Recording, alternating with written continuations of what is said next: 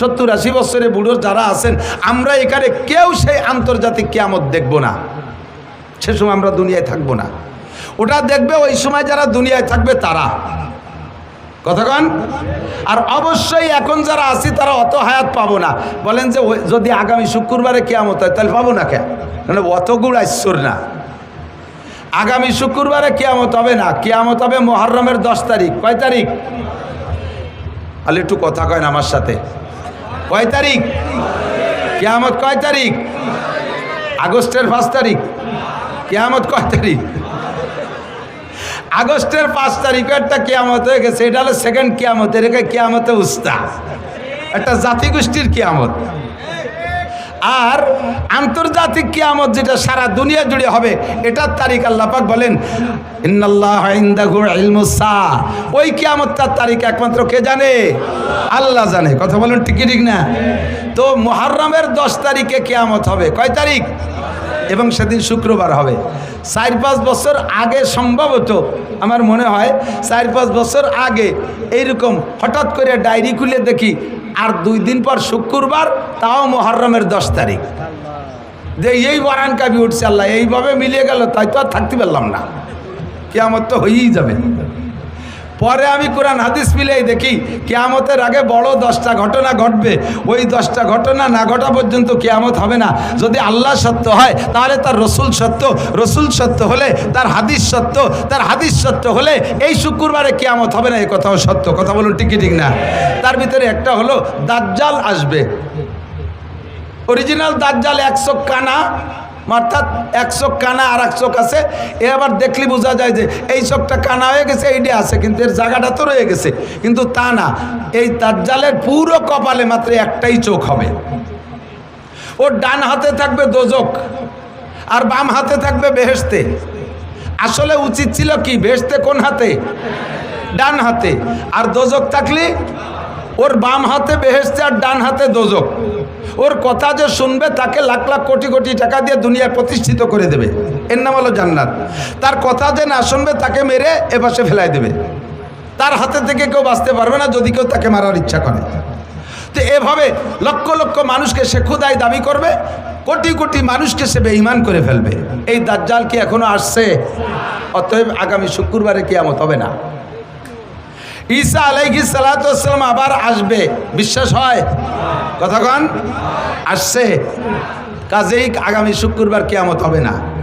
ইয়াজুজ মাজুজ আসবে, সদ্দে সেকেন্দারকে ভেদ করে তারা জিব্বে দিয়ে চাটতেছে, চাটতে চাটতে একেবারে রসুনির খুশার মতো অতটুক পাতলা থাকতে ফজর হয়ে যায়। এরপরে কয় যে যেটুক বাকি আছে কালকে 2 চাটাই দিয়ে বেরোয় যাবো।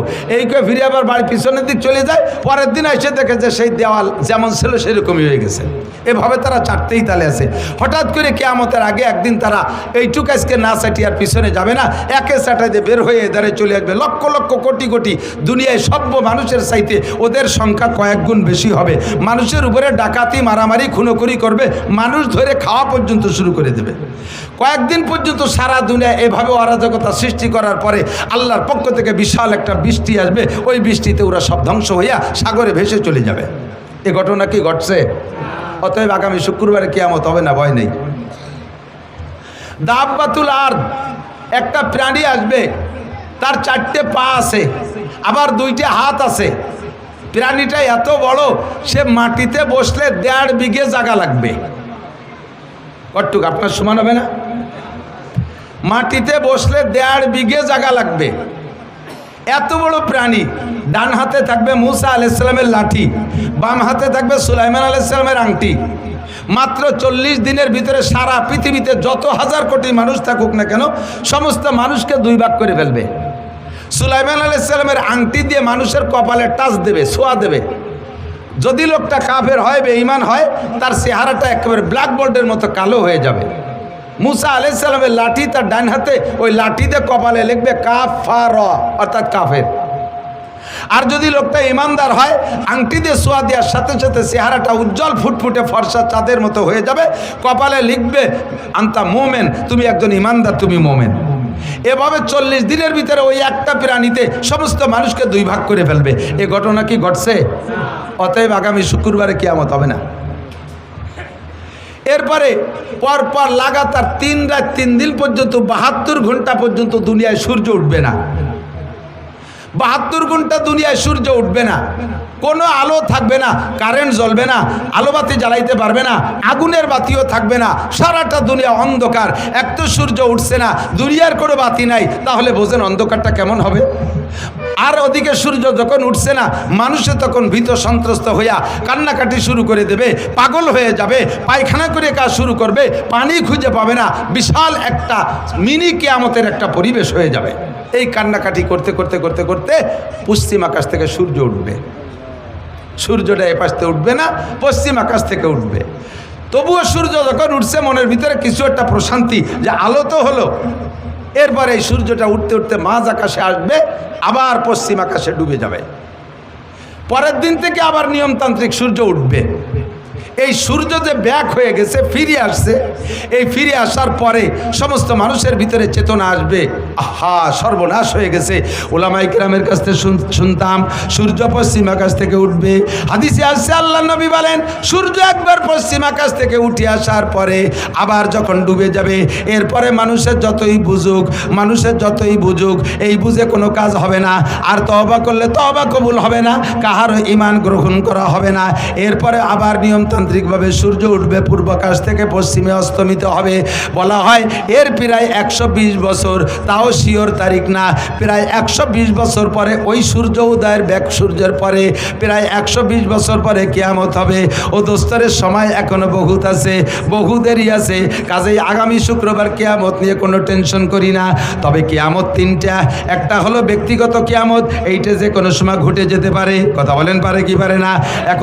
এখান থেকে বাড়ি যাইতেও পারেন, নাও পারেন, ফজরের রক্ত পাইতেও পারেন, নাও পাইতে পারেন। আপনি চিন্তা করছেন আগামী রমজান মাসে চিল্লাই যাব, আরে ততদিন হায়াত আপনি পাইতেও পারেন, নাও পাইতে পারেন। যে ব্যক্তি যখন মারা গেল তার কিয়ামত তখন হয়ে গেল। আর একটা হলো মাঝারি কিয়ামত, মধ্যম কিয়ামত, এর বলে কিয়ামতে বুস্তা। এটা হলো কোনো জাতি গোষ্ঠীকে তাদের আচরণে, তাদের অপরাধে, তাদের অন্যায়ের কারণে আল্লাহ পাক ওই জাতি গোষ্ঠীকে ধ্বংস করে দেয়। যেমন কওমে আদকে আল্লাহ তাআলা কিয়ামত দিয়েছেন, আদ কওম শেষ হয়ে গেছে, কওমে সামুদকে ধ্বংস করে দিয়েছে, তারা চলে গেছে। কওমে লুতকে আল্লাহ ধ্বংস করে দিয়েছে, তাদের কিয়ামত গোষ্ঠী শুদ্ধ হয়ে গেছে। এমন করে এখনো পর্যন্ত হতে পারে কোনো জাতিগোষ্ঠীর আচরণে যদি আল্লাহ পাক অখুশি হয়ে যায়, ওই কওমকে আল্লাহ তাআলা ধ্বংস করে দেয়। একে বলে কিয়ামতে উস্তা।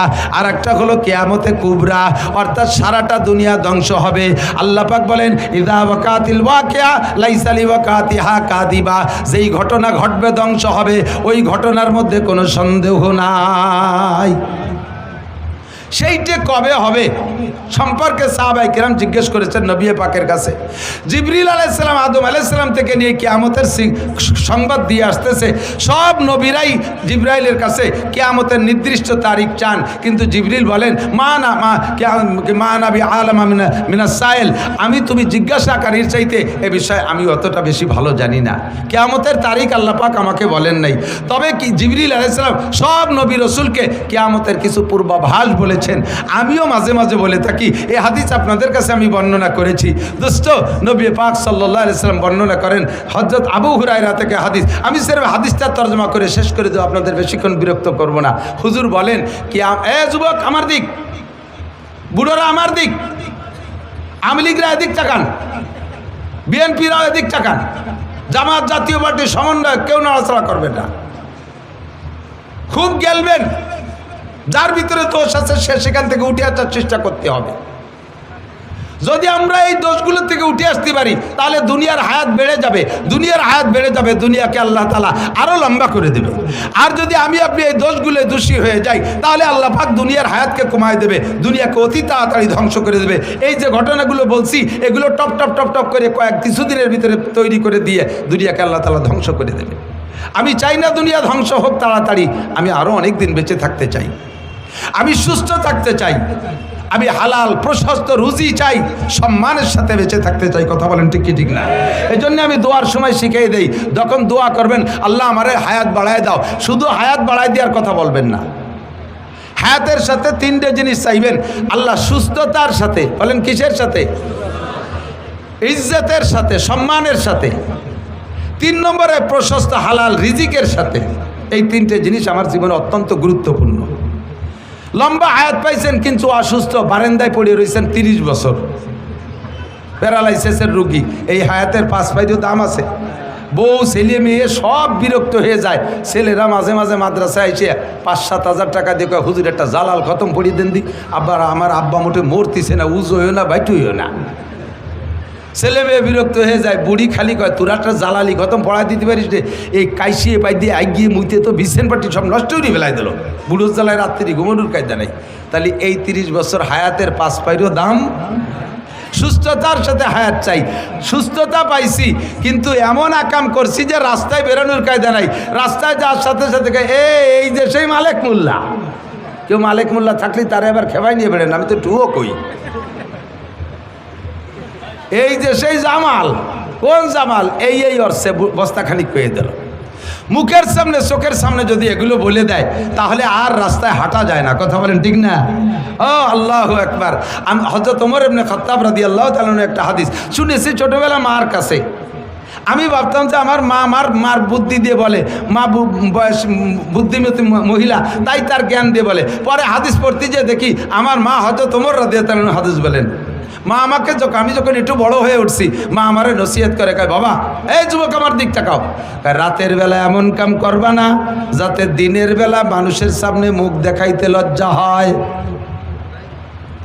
ছোট্ট নসিহত মনে রাখবা, রাতের বেলা এমন কাম করবা না যাতে দিনের বেলা মানুষের সামনে মুখ দেখাইতে লজ্জা হয়। আবার দিনের বেলা এমন কাম করবা না যাতে রাতে তোমার ঘুমের ক্ষতি হয়। রাতে তোমার ঘুমের ক্ষতি হয়। দুইটা কথার ভিতরে বিশাল ব্যাখ্যা। এই দুইটা কাজ থেকে তুমি ফিরে থাকো। রাস্তাঘাটে বের হইতে গেলে যাতে ইজ্জতের সাথে মানুষের সম্মানের সাথে আহ্বান করে, সালাম দিয়ে দৌড়ে আসে, মুসাফা করার জন্য ব্যস্ত হয়ে যায়, এমন একটা সম্মানী জিন্দেগি চাই। 3 নম্বরে অভাবের কারণে ঈমান নষ্ট হয়ে যায়। এই জন্য প্রশস্ত হালাল রুজি চাই, প্রশস্ত হালাল রুজি চাই। লম্বা হায়াত, ইজ্জতের সাথে প্রশস্ত হালাল রুজি আল্লাহ পাক আমাদের সকলকে নসিব করে। জোরে বলেন আমিন। আল্লাহ যেন বেইজ্জতি জিন্দেগি না দেয়, সবাইরে হায়াতে তৈবা বাড়ায় দেয়। বলেন আমিন। তবে আমাকে দুনিয়ায় হায়াত নিয়ে থাকতে হলে তো দুনিয়া থাকা লাগবে। দুনিয়া যদি ধ্বংস হয়ে যায় তাহলে আমি থাকবো না। এবার দুনিয়া থাকবে কতদিন? দিন থাকবে যতদিন। বলেন দুনিয়া থাকবে কতদিন? দুনিয়া থাকবে কতদিন? দিন থাকবে যতদিন। প্রমাণ কলা রাসূলুল্লাহ সাল্লাল্লাহু আলাইহি ওয়াসাল্লাম, হুজুর বলেন লা তাকুমু সাআতু হাত্তা ইউকালা ফিল আরদি আল্লাহ আল্লাহ। জমিন অতদিন ধ্বংস হবে না, কিয়ামত ততদিন হবে না যতদিন জমিনের ভিতরে একটা মানুষ থাকবে আল্লাহ বলনেওয়ালা। বলেন না সুবহানাল্লাহ। এ ভাই, বর্তমানে দুনিয়া আছে না নাই? আছে কি? আমেরিকার ক্ষমতা বলে, চায়নার প্রযুক্তির বলে, জাপানের প্রযুক্তির বলে, দাদা বাবুকে শক্তির বলে, আরে আমেরিকানদের শক্তির বলে। দুনিয়া বর্তমানে আছে একমাত্র মুমিনদের কলেমার ওসিলায়। দুনিয়া যখন একেবারে শেষ প্রান্তে চলে যাবে, ওই সূর্য পশ্চিম আকাশ থেকে উদয়ের পরে দুনিয়ায় কোনো ইমানদার থাকবে না। আল্লাহ পাক রব্বুল আলামিন হযরত আজরাইল আলাইহিস সালামকে ঘোষণা দিবেন, বলবেন তুমি সবগুলোকে ধ্বংস করে দাও। ইসরাফিল আলাইহিস সালামের সিঙ্গার ফুঁকো হয়ে যাবে আর আজরাইলের কার্যক্রম ফাইনাল শুরু হবে। সারা দুনিয়ার সমস্ত প্রাণীকে মুহূর্তের মধ্যে ধ্বংস করে দেওয়ার পরে আল্লাহ পাক আজরাইল আলাইহিস সালামকে ডাইকে বলবে, ও আজরাইল কি পরিমাণ মারছো, কি পরিমাণ মারছো? কয় সব মারে সাফ করে ফেলাইছি। কয় বাংলাদেশে কি গেছিলা? বাঙালিরা তো আপদ বিপদে ভালো জায়গা বলাই থাকতে পারে, ও জায়গা 2-1টা বার থাইকে গেল নাকি? কয় আল্লাহ না, সব সাফ করে ফেলাইছি। এবার কয় আল আনমা বাকিয়া, সবাইরে মারার পরে আর আছে কে কে? আজরাইলকে আল্লাহ জিজ্ঞেস করবে, সব মারছো, গরু ছাগল দানব মানব সব শেষ করছো, এখন আছে কে? কয় যে আল্লাহ এখন আছি আমরা 13 জন আছি। নাহনু সালাসা আশার, আমরা 13 জন আছি। কয় কেডা কেডা বলো? কয় আমরা ফেরেশতা বড় 4 জন, জিবরাইল, মিকাইল, ইসরাফিল, আজরাইল, এই 4 জন আছি। ও আনতা, আর তুমি, ও হামেলাতুল আরশ, আর আরশ বহনকারী 8 জন, 8 আর 4 12, আর তুমি সহ 13, এই 13 জন আছি। আল্লাহ পাক বলবেন আর সব সাফ? বলে জি সব সাফ। কয় তাহলে বড় 3 জনের জান আগে বের করে দাও। জিবরাইল, মিকাইল, ইসরাফিলের জান দাও। ইসরাফিল আলাইহিস সালামের সিঙ্গার বুকে দুনিয়া ধ্বংস হয়ে যাওয়ার পরে এরপরে এই বড় 3 জনের জান আজরাইল আলাইহিস সালাম 3 জনের জান নিয়ে আল্লাহর কাছে জমা দিয়ে দেবেন। এরপরে আল্লাহ জিজ্ঞেস করবে আল্লাহ আন মা বাকিয়া, এখন কয়জন আছে? কয় যে এখন আছি আমরা 10 জন। নাহনু আশারা, আমরা 10 জন। হামেলাতুল আরশ, আরশ বহনকারী 8 জন। আনতা ওয়া আনা, তুমি আর আমি, এই 10 জন আছি। আল্লাহ পাক বলবেন আরশ বহনকারী 8 জনের জানও বের করে আমার কাছে জমা দাও। যখন বলবে আরশ বহনকারী, যেই আরশ উঁচু করে রাখছে যেই 8 জনে, ওই 8 জনের জান নিতে কইলে আজরাইল আলাইহিস সালাম একটু ইতস্তত বোধ করে বলবেন আল্লাহ এই 8 জন তো তোমার আরশ উঁচু করে রাখছে, এদেরকে যদি মেরে দেই তাহলে তো আরশ ছেড়ে দেবে, তোমার আরশ তো নিচেই পড়ে যাবে।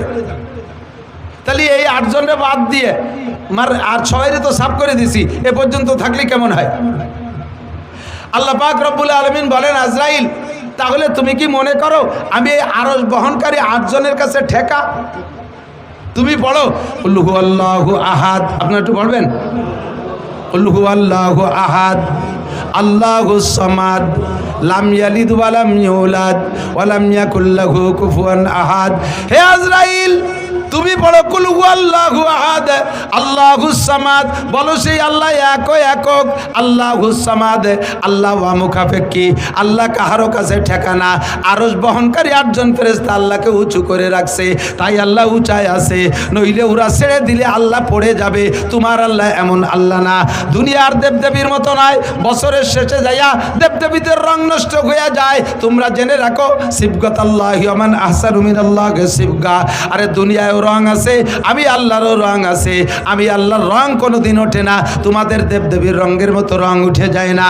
তোমাদের দেবদেবী বছরের শেষে দুর্বল হয়ে যায়, পিছন দিয়ে বাঁশ ঢুকোই দিয়ে রাখা লাগে, এপাশতে ওপাশতে বাঁশ বাঁধাই দিয়ে রাখা লাগে। আমি আল্লাহ পাককে দুর্বল মনে করো না, আমাকে ওভাবে আরশ বহনকারী 8 জন ফেরেশতা উঁচু করে রাখা লাগে না। আমি আল্লাহ তাআলা নিজ অবস্থানে থাকতে পারি। কথা বলুন ঠিক কি ঠিক না? বলতে চাই না বাংলাদেশ আমরা কয়েক জাতির দেশ, মুসলমান হিন্দু বৌদ্ধ খ্রিস্টান আমরা মিলে মিশে আছি মহব্বতের সাথে। কথা বলুন ঠিক কি ঠিক না? আপনাদের এলাকায় হিন্দু আছে না? মুসলমানদের দোকানেও যে মাল আছে হিন্দুর দোকানেও সেই মাল আছে। আমরা কোনো ভেদাভেদ করি না, মুসলমানের দোকানের থেকে না কিনে হিন্দুর দোকানের থেকে মাল আমরা কিনি কি কিনি না, কোনো ভেদাভেদ করি না। কিন্তু ভারতের ভিতরে সেখানে ঘোষণা দিয়ে দিয়েছে কয়েক মন্ত্রী, মুসলমানদের দোকানের থেকে কোনো মাল কিনবি না, মুসলমানদেরকে ভূমি বর্গা দিবি না, জমি বর্গা দিবি না, মুসলমানদেরকে কর্জ দিবি না, মুসলমানদের সাথে কোনো লেনদেন হবে না। এভাবে তারা সেখানে বৈষম্য তৈরি করে রাখছে। এর ভিতরে মৌলানা মিজান বলেছে ভারতের ভিতরে এক ঠাকুর, সেই ঠাকুর আমার নবীর মূর্তি বানায়, নবীর মূর্তির নাক ভাঙে। তুমি ওই দেশে নাক ভাঙবা, আমাদের এদেশেও তোমাদের অনেকের নাক আছে। ভাঙ্গার মানুষ বাংলাদেশে আছে না নাই? কথা বলেন আছে না নাই? তোমরা মূর্তিরে যত মোহাব্বত করো তার চাইতে লক্ষ কোটি গুণ মোহাব্বত করে মুসলমান তার নবীকে। তারা নবীর জন্য জীবন দিতে প্রস্তুত আছে। বলিলে চুপ করে থাকি। বাংলাদেশ মুসলিম সংখ্যাগরিষ্ঠ দেশ, ইসলামী সংবিধান হলো মুসলিম সংখ্যাগরিষ্ঠ দেশে মুসলমান যদি শাসক হয়, ওই দেশে মুসলমানরা থাকলে তাদের ধর্মীয় অনুভূতির পর আঘাত করবা না, তাদের মন্দির মূর্তি ভাঙবা না, তাদের ধর্মীয় বিষয় সমালোচনা করবা না। যদি করো তাহলে গুনাহ হবে। আমরা সেই উসুলের পর সেই ইসলামের সেই নীতির উপরে আমল করে তোমাদেরকে কিচ্ছু বলি না। কিন্তু তোমরা যে ওই জায়গায় বসিয়া পদে পদে জ্বালাবা, আবার এই দেশে বসিও, এই দেশে বহু হিন্দু এলাকা আছে এখনো পর্যন্ত সে জায়গা 2-1 মুসলমান থাকলে তাকে গরু কুরবানি দিতে দেয় না। বাংলার জমিনে থেকে কত বড় স্পর্ধা, সরকারের ছত্র ছায় থাকে এত বড় বাহাদুরি করো, তারপর আমরা কিছু কই না। কিন্তু এই মুহূর্তে আর বাড়াবাড়ি করো না। তোমরা দেশের মেহমানের মতো থাকো, আমাদের কাছে যত্ন পাবা। কথা বলেন ঠিক ঠিক না? বাড়াবাড়ি করবা তো গাড়িতে যদি চাইতে যায় তাহলে কিন্তু মেহমান আরও বাড়ি বেশিক্ষণ থাকতে পারে না। সাবধান হয়ে যাও। আল্লাহুস সামাদ, আমার আল্লাহ অমুখাপেক্ষী, আরশ বহনকারী 8 জন ফেরেশতার কাছে ঠেকা নয়। এরপরে ফেরেশতা আজরাইল আলাইহিস সালাম 8 জনের জান বের করে দিয়ে আল্লাহর কাছে জমা দেওয়ার পরে বলবে জিবরাইল আল-আন মা বাকিয়া, এখন কেডা আছে? আনতা ওয়া আনা, তুমি আছো আর আমি আছি, আর সব সাফ। আল্লাহ পাক বলবেন আনা হাইয়ুন কাইয়ুম, আমি চিরস্থায়ী চিরঞ্জীব, লা আমুতু ওয়া লা আহইয়া, আমি মরিও না বাঁচিও না, আমি থাকবো। কুল্লু শাইইন হালিকুন ইল্লা ওয়াজহুল্লাহ, সব শেষ হয়ে যাবে, শুধুমাত্র অবশেষে থাকবে কে? আরে ভাই জোরে বলেন কে? এবার আজরাইলকে আল্লাহ বলবেন আজরাইল এবার তোমার জানটা বের করে দাও। আজরাইল বলবে আল্লাহ আমি তো সবাইরে মারছি, আমারে কিরা মারবে? আমারে মারার আজরাইলকে আল্লাহ পাক বললেন তুমি আত্মহত্যা করবা। পদ্ধতি কি? রিভলভার কানে বাঁধাই দিয়ে তুমি গুলি এড়িয়ে দেবা, পিস্তল মাথায় লাগাইয়া গুলি করে দিবা তা না, তুমি তোমার বুকের উপরে হাত দিয়ে মুট করে টান দিবা, বাকি কাম আমি করব। আজরাইল যখন বুকের উপরে হাত দিয়ে মুট করে টান মারছে, আর সে আজিবের মালিক বলবেন আল্লাহ কুন কইলে সব হয়ে যায়। আল্লাহ তখন বলবে কুন মাইয়াতান, তুমি মরে যাও। আজরাইলের মুঠের ভিতরে তার জানটা বেরিয়ে আসবে, আর এত জোরে একটা চিৎকার মারবে জান বেরোনোর সময় আজরাইল। ওই সময় যদি পৃথিবীর সমস্ত প্রাণীও থাকতো, আজরাইলের মুখের আওয়াজে সকলে কলিজা ফাইটা মারা যাইতো। কিয়ামত শেষ, এটা হলো আন্তর্জাতিক কিয়ামত। এই ঘটনা ঘটার আগে কিছু সিগন্যাল আসবে। নবী পাক বলেন সিগন্যাল কয়টা মুখস্থ করাই দেই, এই কয়টা শুনে চলে যাবেন, এই কয়টা শুনে মুখস্থ করে চলে যাবেন। হুজুর বলেন হ্যাঁ দিক তাকান, কিয়ামত আসছে, এই মূল বড় বড় ঘটনা ঘটবে, তার আগে কিছু ছোট ঘটনা। 1 নম্বর ঘটনা হলো ইজাত্তু কিজাল ফাই উদাওয়ালা। যখন দেখবা মানুষে মুসলমানরা যুদ্ধে বিজয়ী সম্পদ, যুদ্ধে বিজয়ী দেশ, যুদ্ধে স্বাধীন করা দেশ নিয়ে দুই দলে কামড়া কামড়ি করবে, প্রত্যেকে বলবে এটা আমরা স্বাধীন করেছি, এটা আমাদের সম্পত্তি। এই নিয়ে যখন কামড়া কামড়ি চলবে, মারামারি চলবে, এই নিয়ে মারামারি চলবে যে এদেশ আমরা স্বাধীন করেছি, এদেশ আমাদের, তখন বুঝবা যে কিয়ামত বেশি দেরি নেই। এই যে বলবে, এইটা কি বলবে আরো বাকি আছে না এই বলা বলি চলতেছে? কতক্ষণ বলা বলি চলতেছে। স্বাধীন করছে কে তাও মুক্তিযোদ্ধারা জানেন, ঘোষণা দেশে কে তাও মুক্তিযোদ্ধারা জানেন, যুদ্ধ করছে কারা তাও মুক্তিযোদ্ধারা জানেন। অথচ এই কথাটা নিয়ে এখন এই দেশের সম্পত্তি নিয়ে দুই দলে মারামারি চলতেছে কি চলতেছে না?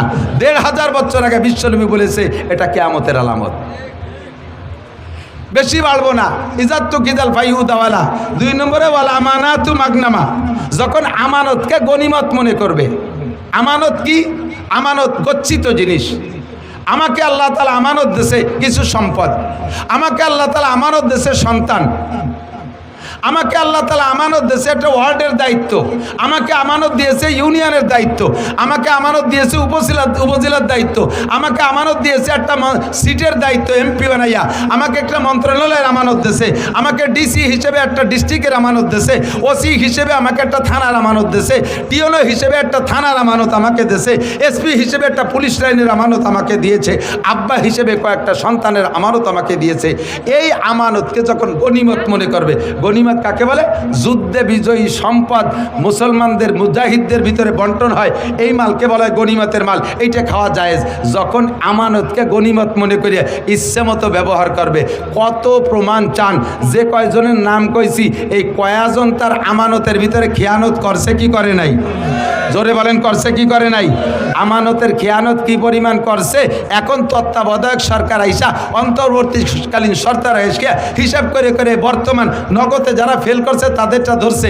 আরও 15 বছর আগেও একদল ক্ষমতায় ছিল, তারাও এরকম বহুত অন্যায় করে টরে গেছে। সেই জামানায় যারা ছিল ফখরুদ্দিন, ইয়াজউদ্দিন, মঈনুদ্দিন, তাদের কাছে তারাও ধরা পড়েছিল। কথা বলেন ঠিক কি ঠিক না?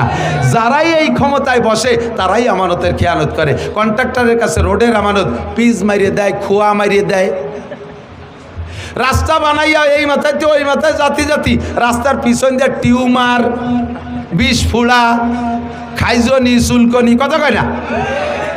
কারেন্টের খাম্বা তার সহ গিলে খেয়ে ফেলায়। আমাদের দেশের আমানত শাহ এরকম আছে না নাই?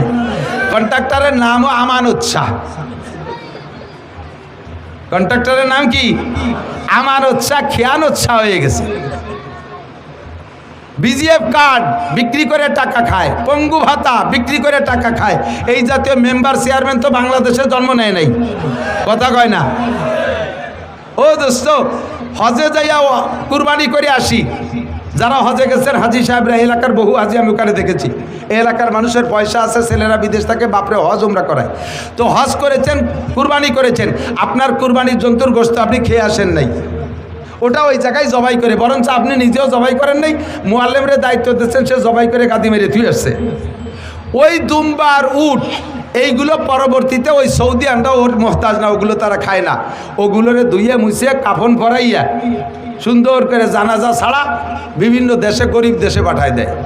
সবচেয়ে বেশি আসে বাংলাদেশে। এই দুম্বার উট সবচেয়ে বেশি আছে। আমার কসম কে বললে মিথ্যাবাদী হবে না, উট তো আপনারা চোখেই দেখেন নাই, মাঝে মাঝে একসময় দুম্বা দেখতেন, ইদানিং তো প্রত্যেকে 8-8টা করে পান। কতক্ষণ পান নাকি? এই দুম্বা যায় কোন জায়গা? নিতান্ত গরিব, অসহায়, এতিম, বাপ নাই মা নাই, 70 বছর আগে আব্বা মা মারা গেছে, উনি এখন শিল্পপতি, কোটিপতি, বড় বড় ইত্যাদি। ঘরের ভিতরে কবর একটা বানায় এনেছে, বিশাল কবর, লম্বা ডিপ ফ্রিজ, বস্তা ভরে তার ভিতরে নিয়ে সারা বছর কুরবানির গোশত দিয়া উনি বরকত হাসিল করে। আছে না নাই? কতক্ষণ? নাম তার আমানত শাহ। বাংলার কপাল পড়ছে, এদেশের কপাল পড়ছে, আর জ্বলবে কবে তা বলা যায় না। সারাটা বাংলার জমিনে আগুন লেগে গেছে। কাদের কারণে? আর্কের কারণে না, আপনাদের মতো সাধারণ পাবলিকের কারণে না। আল্লাহ নবী বলেন, ইজা কানা উমারাকুম শিরারাকুম, যখন তোমাদের দেশের নেতারা হবে বদমাশ, নেতারা হবে চোর, নেতারা হবে লুচ্চা, বউতিয়ে হোটেল হোস্টেলে রাত কাটাইবে, নেতারা হবে মারিংম্যান, জাতির হক মেরে খাবে, লুটে খাবে, এতিমের মাল মেরে খাবে, ফাবাতালুল আরদে খায়রুম মিন জাহরিহা, ওই তার কারণে দেশের কপাল পড়বে। সাধারণ পাবলিক তোমরা দোয়া করো কোনো মতে কলেমা পড়ে মাটির তলে যাইতে পারো কিনা। শুধু আমলিগের দোষ দিয়ে লাভ নাই। কোন সাসিবা কম, আমাদের গোপালগঞ্জে ভাষায় কয় কোন সাসিবা কম সালুন খার জোম। কোন সাসিবা কম সালুন, চেনেন সালুন? চেনেন জোল, পুরনো বাংলা সালুন। কোন সাসিবা কম সালুন খার জোম, সব সাসিরে চিনি। এদের কারণে দেশে বর্তমানে অশান্তি। কথা বলেন ঠিক কি ঠিক না? যত অশান্তি সব তাদের কারণে। আমানাতু মাগনামা, মসজিদের আমানত ক্যাশিয়ারের কাছে। ক্যাশিয়ার কয় শুক্রবার মসজিদে আসে না, কয় জুম্মা। কেন আসে না? ক্যাশিয়ার ক্যাশের টাকা দিয়ে মাইয়ে বিয়ে দেশে, পরে তা মসজিদের কাজের সময় শোধ দিতে পারে না। ক্যাশের টাকা দিয়ে নিজে মুসলমানি নেছে। ক্যাশিয়ারকে এই বুড়ো বয়সে মুসলমানি নেয়নি। ও সময় মতো নেই, বয়স হয়ে গেছে 32, তাই নিয়ে সমালোচনা চলতেছে যে তোমাদের মসজিদের ক্যাশিয়ার আইজও মুসলমানি নেই, লজ্জাতে মুসলমানি নীতি যে সে মসজিদের ক্যাশের টাই দিয়ে নিয়ে ফেলাইছে। ক্যাশের টাকা আমি জানি, ক্যাশের টাকা দিয়ে সুদির পর লাগাইয়া খায়, ক্যাশের টাকা দিয়ে দোকানের পুঁজি বানায়, ক্যাশের টাকা দিয়ে জমি বন্ধক রাখে, ক্যাশের টাকা নিজের সব জরুরতে লাগায়। মাসআলা জেনে নেন, যারা ক্যাশিয়ার আছেন খালি মসজিদ না, এই রকম আমানত যাদের কাছে, মসজিদের আমানত, মাদ্রাসার আমানত, আপনি আমার সাথে চলেন, এখনই দেখাবো। আমার মাদ্রাসার টাকা রাখার একটা ব্যাগ আমার আছে, ওর ভিতরে আজ থেকে আরও 10 বছরই আগের সাইরেনার কয়েন, সাইরেনা যে সময় সাইরেনা চলতো 25 পয়সা, সে কয়েনও রয়ে গেছে। আমার পকেটে মাদ্রাসার 1 টাকা 5 টাকার কয়েন আছে, আমি আমার পকেটে নিজস্ব 5 টাকা নাই, 1000 টাকার নোট আছে। আল্লাহর রহমতে আমার পান খাওয়ার চাহিদা হলে আমি 1000 টাকার নোট ভাঙ্গাইয়া পান খাই। আমি মাদ্রাসার ওই 5 টাকা দিয়ে আমি খাইয়া পরে শোধ দেবো, তাও আমি করি না। মসজিদের টাকা, মাদ্রাসার টাকা, আমানতের টাকা আপনার কাছে থাকলে ওই টাকা কমিটির সাথে পরামর্শ করা ছাড়া খুচরো টাকারে আস্ত বানাতে পারবেন না, আস্ত টাকারে ভাঙ্গাতেও পারবেন না। কোথায় তাকে সুদের পর লাগানো, কোথায় তাকে জমি খেত করা, কোথায় তাকে নিজের কাজে ব্যবহার করা। আল্লাহ নবী বলেন, যখন দেখবা এই সমস্ত আমানতের উপরে খেয়ানত চলতেছে, তখন বুঝবা দুনিয়ার 12টা বাইজে গেছে, কিয়ামত আর বেশি বাকি নাই। এই ঘটনা কি সামনে হবে না চলতেছে? সামনে হবে না চলতেছে? তাহলে কিয়ামতের সিগন্যাল এসে গেছে। কতক্ষণ ঠিক ঠিক না? এগুলো তো করে সব ওই কি বলা হয়, ওই ঢাকা, সিলেট, চট্টগ্রাম, কুমিল্লা, নোয়াখালী, ওই দিকের মানুষ। আমাদের এদিকের মানুষ তো এই দোষ নাই। কতক্ষণ আছে? আছে না নাই? 100% আছে, ঠিক কিনা? ওয়াল আমানাতু মাগনামা। 2, এদিক টাকা যুবকরা মনে রাখো, খাতায় লেখো, যদি মোবাইলই তাকে লিখে নাও। 15টা কারণে কিয়ামত কাছায় গেছে। তার ভিতরে একটা হলো যুদ্ধে বিজয়ী সম্পদকে নিজের মনে করে এর ভিতরে আধিপত্য গাড়া। 2 নম্বরে আমানতের খেয়ানত করা। আল আমানাতু মাগনামা ইজাত্তু কিজাল ফাই উদাওয়ালা। 2 নম্বরে ওয়াজ যাকাতু ওয়াল আমানাতু মাগনামা ওয়াজ যাকাতু মাগরামা। যখন উম্মতে এদিক যাকাতকে জরিমানা মনে করবে, এ ভাই যাকাত দেওয়া কি নফল না ফরজ?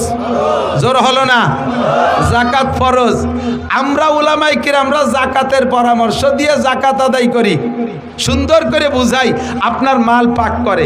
যাকাতের 2টা গুণ। এদিক যাকাতের একটা গুণ হলো যাকাতি উন্মিল মাল, জাকাত দিলে মাল বাড়ে, বলেন সুবহানাল্লাহ।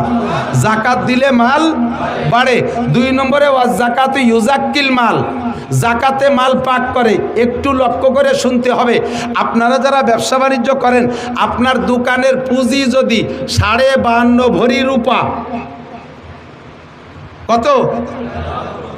52.5 ভরি রূপার দাম। 1 ভরি রূপা বর্তমানে 2000 টাকা। 52.5 দুগুনি 1,05,000। আপনার দোকানে যদি খেয়াল করতেছে না, ব্যবসায়ী বাণিজ্যিকরা খেয়াল করতেছেন না, জীবন ভরে হারাম খাইতেছেন, আপনার উপরে যেই জাকাতের টাকা ফরজ হয়েছে বের করে গরিবকে দেওয়া, ওই টাকা না দিয়ে যদি